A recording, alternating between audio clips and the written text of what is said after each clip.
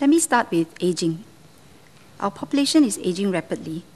We need to make sure that Singapore is ready to support our aging population in every way. Our goal is simple: for our seniors to live happy and fulfilling lives and to age gracefully. Last year, the government introduced a suite of initiatives to make Singapore aging ready. We raised the subsidies for intermediate and long-term care substantially, and we announced that we will build more than 100 aged care facilities over the next 5 years to meet both the social and healthcare needs of our seniors. To support the expanding aged care sector, we project a need to increase manpower from 4,000 in 2010 to 15,000 in 2020. Dr. Chia Shi Lu asked about our manpower efforts. Last year, we provided additional funding to support the sector, to raise salaries, and to enhance staffing ratios. With these initiatives, we grew the workforce in the aged care sector by about 30% over the last 2 years to about 5,600 in 2012. As mentioned by Deputy Prime Minister and Minister for Finance in his budget speech, even as we expand our local supply of healthcare manpower, we will still need a significant pool of foreign healthcare staff. We will therefore continue to ensure flexibility in terms of our foreign worker policy so that healthcare institutions are able to fulfill their staffing needs. Separately, Dr. Chia also asked for an update on the healthcare professional conversion program. In 2012, we enhanced training allowances to encourage mid-career professionals to make the switch to nursing and allied health professions under WDA's healthcare professional conversion and place to train programs. This has led to an increase in enrollment from about 30 in 2011 to more than 50 this year. This year, we will place emphasis in 2 more areas. 1, enhancing the quality of aged care, and 2, developing more options for seniors to be cared for at home and in the community. Let me start with enhancing the quality of care, an issue raised by Dr. Chia. First, we want to remake our nursing homes. We are actively engaging Singaporeans and tapping on the creativity of architects to build nursing homes that are not just clinical care facilities, but welcoming, serene, and modern homes for our seniors to recuperate. For the new nursing homes that we are planning, we give careful thought to the design to make them aesthetically pleasing, yet functional. An example is the future nursing home in Jurong East. Instead of a squarish residential block, the architect breaks up the massing to create a more interesting form.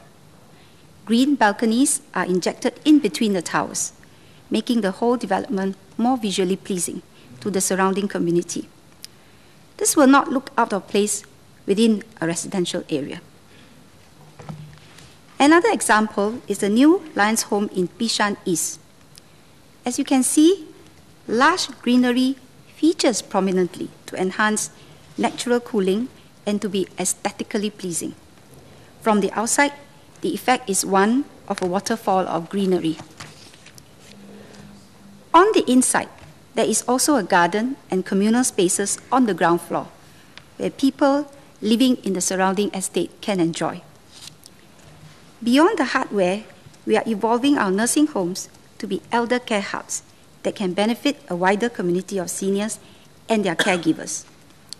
Where space allows, we will expand their suite of services beyond nursing home care to include daycare and other services for caregivers.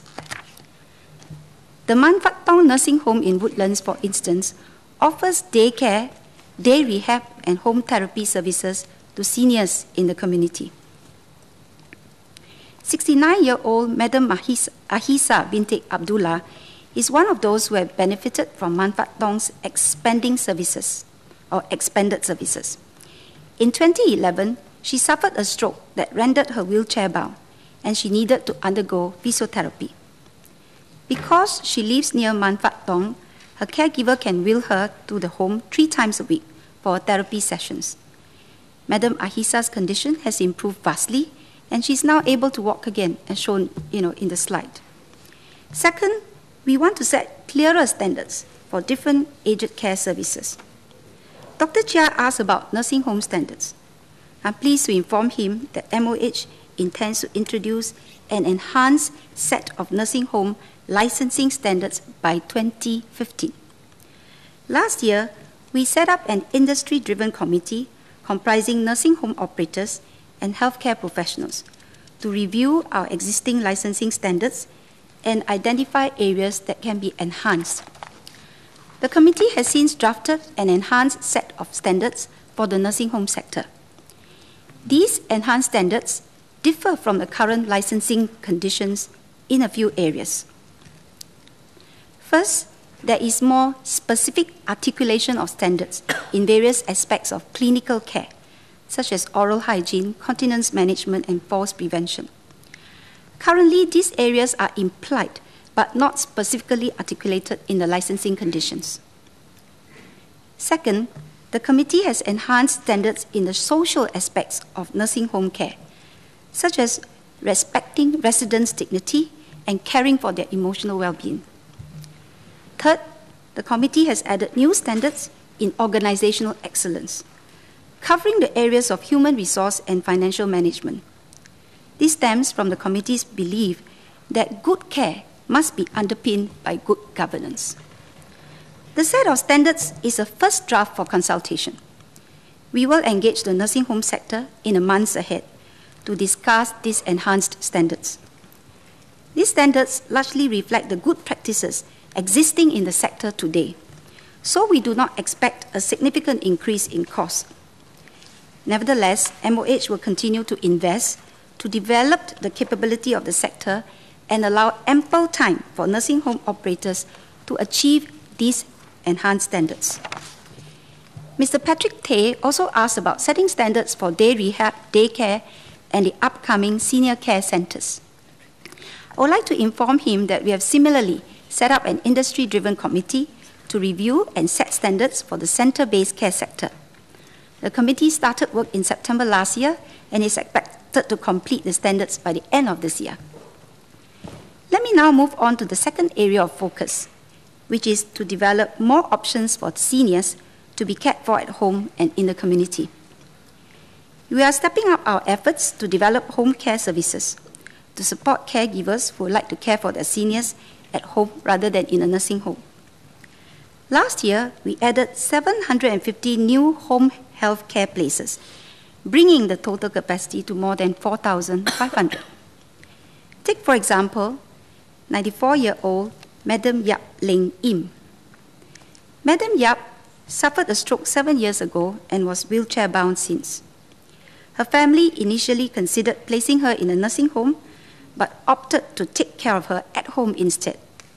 Today, Madam Yap lives in the comfort of her own home with a daughter-in-law and 2 grandsons through the support of home care visits by the Home Nursing Foundation, or HNF. HNF also provided training to Madam Yap's family members and foreign domestic helper so that they can better care for Madam Yap at home. After the subsidy framework was enhanced last year, Madam Yap now receives an increased subsidy of 80% to help cover the cost of her home care visits. And because her foreign domestic helper has been trained in caregiving, Madam Yap's family is eligible to receive an additional cash grant of $120 per month to offset the cost of hiring the helper. They also receive a concession on their foreign domestic worker levy and have to pay only $120 instead of the normal rate of $265 per month. MOH will be going a step further. To encourage and facilitate home care, as my minister had noted earlier, we will be convening an industry-led committee to review and chart new standards and strategies for the development of the home care sector in Singapore. The committee is tasked to recommend a common system to assess the care needs of home care patients, articulate common standards of home care, and identify new home care services that can be developed to meet unfulfilled needs today. We are also beefing up support for our seniors caregivers. Mr. Christopher De Souza, during the budget debate, suggested giving an allowance to caregivers. We do not want to give families support in caring for their seniors. We do want to give families support in caring for their seniors, obviously. Yeah? But we must not inadvertently monetize family ties and filial piety, which comes from the heart, and they are intangible. There are practical ways to help caregivers. We can help them relieve the cost of caregiving at home. Deputy Prime Minister and Minister for Finance announced in his budget statement that we will expand the Seniors Mobility Fund into the $50 million Seniors Mobility and Enabling Fund. The SMF will go beyond a fund to promote mobility to a fund that supports our seniors to live independently in the community. Mr. Tay asked how the fund will be enhanced.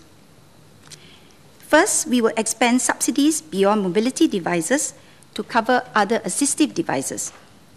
Seniors can receive subsidies for more items such as motorized wheelchairs, commodes, geriatric chairs, and pressure relief mattresses. The fund will also cover spectacles and hearing aids. In response to feedback from BWOs and social workers, we will also simplify the application process for subsidies. So any senior living in a 3-room HDB flat or smaller will automatically qualify for 90% subsidy for devices that cost less than $350. There is no need for a detailed household income means test. Second, for seniors receiving government-subsidized home nursing or home medical services, and with per capita monthly household income of $1,500 or less, the enhanced SMF will provide between 50 to 80% subsidy for the cost of consumables, such as dressings, diapers, and milk feeds. Third, the enhanced SMF can also be used to subsidize transport costs for more seniors who are community ambulant to attend day rehab, dementia day care, and renal dialysis centers. Dr. Chia Shulu and Mr. Muhammad Faisal Abdul Manat also asked specifically about transport subsidies to and from hospitals for medical appointments. There are in fact already schemes for this. For instance, our community development councils, or CDCs, work with a non-profit organization carrying fleet services to provide dedicated transportation services to people with mobility difficulties by giving them vouchers to pay for transportation to hospitals, polyclinics, or SOCs. In effect, they use retrofitted vehicles that can accommodate these wheelchair-bound residents. So they really do not need to use ambulance. By its nature, if it's an ambulance, it is really for emergency cases. In addition, through the SMRT Gift of Mobility program, our CDCs also give out taxi vouchers to needy seniors to travel to hospitals and polyclinics. So, wearing my other hat as the mayor of Southwest CDC, let me assure Mr. Faisal Manat that help is already available for the family of 3 that he mentioned earlier. In fact, the CDCs have helped families, such families in similar situations. So I would like to request Mr. Faisal to give either MOH or the Northeast CDC, if the resident is within his Aljunied GRC, details of the case so that we can follow up on the case and provide help as soon as possible. Under the enhanced SMF, we will also expand our support to help seniors accessing day services. We will provide transport subsidies for wheelchair ambulance seniors receiving treatment at day rehabilitation centers and renal dialysis centers funded by MOH, as well as seniors receiving care at MOH-funded dementia daycare centers, as I've said. I thank members for your positive feedback on the enhanced SMF. When the changes take effect from the 3rd quarter of this year, we believe that the enhanced SMF can benefit caregivers like Ms. Masni binti Jaffa. Ms. Masni and her husband not only have to support 6 children, but also need to care for her elderly parents. Her father suffered a stroke a few years back and is now bedbound, while her mother suffers from diabetes and kidney failure. Both her parents are receiving home nursing services from Touch Home Care and require consumables such as diapers, milk feed, and dressings. With the enhanced SMF, they will receive 80% subsidies on the cost of consumables, saving up to $4,000 a year. Several members also pointed out that caregiving can be tiring. Indeed, we recognize that caregivers cannot do it for 24 hours a day, 365 days a year. At some point, the caregiver may fall ill or simply need a break and will need someone else to take over the caregiving temporarily. To relieve the stress of caregiving, MOH is working to make respite services more accessible and affordable. We are starting a pilot project by working with a few nursing homes to set aside some beds that can cater to respite services. Caregivers who need a temporary reprieve can place their elderly to be cared for in the nursing homes for a short period and enjoy up to 75% subsidy, subject to means testing. This pilot will support caregivers like 63-year-old Mr. Koh Kok Heng. Mr. Koh has been taking care of his 60-year-old wife, Madam Chu Nino, after she suffered a head injury that rendered her bedbound. Recently, due to a toilet leakage, their flat will need to undergo a week of renovation work next month. The noise and dust from the renovation will make it not conducive for Madam Chu to be cared for at home. With this new pilot, Mr. Koh can admit Madam Chu into a nursing home for 7 days of respite care at a subsidy rate of 75% while the renovation works are being carried out. The 7-day respite will also give Mr. Koh a chance to rest and replenish so that he can take even better care of Madam Chu when she returns home. Mr. Sito and Mr. Patrick Tay asked about the capacity and capability of our long-term care facilities to cater for seniors with dementia. I would like to inform them that our new nursing homes will include wards for dementia patients. Today, we have about 515 nursing home beds dedicated for seniors with dementia. By 2016, we will increase this by more than 400 beds. We will also increase our support to help nursing homes develop the right capabilities to manage these seniors. For instance, CGH and IMH have been providing training to staff from elder care organizations, including nursing homes, on dementia care and behavioral management. Besides nursing home, we also have 12 dementia day care centers, which can serve more than 300 seniors per day. In addition, we'll be developing more senior care centers by 2016, which will have the capability to provide dementia day care services. Ms. Tin Pei Ling also asked about the capacity of our public mental health sector. Today, the IMH has about 2,000 hospital beds for patients who require inpatient care, with an average occupancy of 84% over the past 3 years. So far, this is sufficient, but we will continue to monitor the situation. Our objective is, as far as possible, to have persons with mental illness reintegrated with society. But as Ms. Tin pointed out, some with more severe illness may need longer-term care. Today, there are 3 psychiatric nursing homes with a capacity of about 650 beds.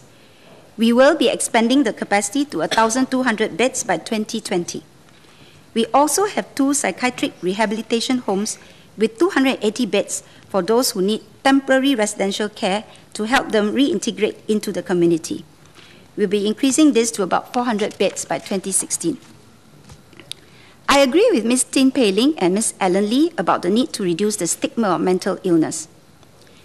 Because of this stigma, many people who need help do not come forward for treatment. To address this, our strategy is to shift the locus of mental health care from institutions into community-based settings that are more accessible and to integrate mental health services with those for physical health. We piloted 2 assessment and shared care teams, or SCAT in short, last year to provide mental health treatment in the community. One team is located at Ang Mo Kio Polyclinic and the other, which is temporarily sited in Khoo Teck Puat Hospital, will be moving out to a community location later this year. The two teams have helped around 400 patients to date. We intend to set up a total of 6 SCAT teams across Singapore by 2016 to support up to 9,500 patients at any point in time. GPs too play a crucial role in encouraging people to seek treatment for mental health, as they're often the first point of contact. Today, we have about 70 GPs collaborating with IMH to provide mental health care in the community. We hope to recruit a total of 100 GPs by 2016. To support the GPs, we also worked with VWOs to pilot community mental health intervention teams, or COMIT teams, last year. COMIT teams provide counseling and psychotherapy services to support GPs in managing patients with mental illness. There are 2 COMIT teams today in Upper Boon Keng and Yishun, and they have helped over 100 patients to date. By 2016, we intend to set up a total of 10 COMIT teams to serve up to 10,000 patients. To further combat stigmatization, we are increasing community outreach and education on mental health. Today, AIC works with a few senior activity centers to start up teams of volunteers in the community who can identify seniors with symptoms of dementia and depression and refer them for early treatment, which is similar to what Ms. Tin had proposed earlier. HPB is also working with community partners such as Silver Ribbon Singapore, Singapore Association of Mental Health, and grassroots organizations to promote awareness of mental well-being. In 2012, over 30 such events were organized, reaching out to about 25,000 people in the community. Ms. Tin asked for more support for caregivers of patients with mental illness. The enhanced SMF and the residential respite pilot I described earlier will be able to support these caregivers. In addition, we are working with VWOs to provide support targeted at caregivers of dementia patients. The Alzheimer's Disease Association, or ADA for instance, offers elder sitting services. Seniors can be brought to ADA's center or be visited at home, where the elder sitters will befriend and engage them in simple mind-stimulating activities, giving their caregivers a few hours of respite. Another example is the Dusk to Dawn program at St. Joseph's Home. Some dementia patients have what we call sundown syndrome, where they cannot sleep at night, thinking it is day. This is a program whereby caregivers can leave their loved ones with dementia at the home at night, so that they can catch up on sleep and bring them home again the next morning. There will be staff and volunteers in the home to engage these dementia patients in meaningful activities through the night. Madam Chair, MOH hopes to engage the community at large to build an inclusive and caring Singapore for our people. In the past year, reports of NIMBYism have made the news. But being an optimist and having confidence in Singaporeans, I think these are isolated incidents and hardly representative of the majority of Singaporeans. Dr. Chia asked about the City for All Ages, or CFAA project. I'm pleased to inform him that the project is progressing well in its 4 pilot sites of Marine Parade, Bedok, Wangpo, and Taman Jurong. While the project started with the objective of innovating new solutions to create senior-friendly communities, we were pleasantly surprised to see how the project has served as a platform to garner community action for seniors. The energy I see on the ground is incredible. I see many volunteers, both young and old, walking their towns in the hot sun to identify areas of improvements to the town infrastructure that will make it safer for seniors to move around. In Marine Parade, as a result of volunteers' efforts, the Town Council and the LTA, improvements to the town hardware are being systematically rolled out, such as the levelling of void deck aprons and longer traffic light crossings. On top of that, over 50 new rest stops will be installed across the town so that our seniors can sit down and rest when they feel tired. This rest stop is a suggestion from Marine Parade residents themselves. Even the design is chosen after a vote among the residents. The software of Marine Parade has also been enhanced. For instance, the local senior activity center called Good Life is now providing one-stop information and referral services for senior-related issues. The center also links up with the Agency for Integrated Care, or AIC, to provide outreach and public education on dementia and depression, and works with the Changi General Hospital to provide social support for recently discharged seniors. A group of volunteers has also been formed to befriend seniors living alone in Marine Parade. And the oldest volunteer you see here is Uncle Wai Chong, and he's all of 83 years old. We want to continue this positive momentum. I'm pleased to inform the House that MOH plans to expand the CFAA project to another 5 to 10 more constituencies over the next 3 years, and will provide an award of up to $80,000 for each constituency which wants to start its own CFAA project.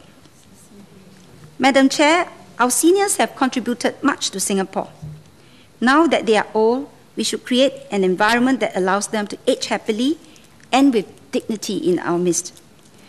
Our aspiration is to create a people movement across the island in every town to make our city a senior-friendly one and the best place for our seniors to grow old in. Ms. Ellen Lee asked about health screening rates among Singaporean women. I agree with Ms. Lee that more can be done to improve on our women's cancer screening rates. According to the National Health Survey conducted in 2010, only about 48% of women aged 25 to 69 undergo regular cervical cancer screening, and about 40% of women aged 50 to 69 go for regular breast cancer screening. The Women's Health Advisory Committee, which I chair, aims to encourage more women to undergo screening and to promote health among our women.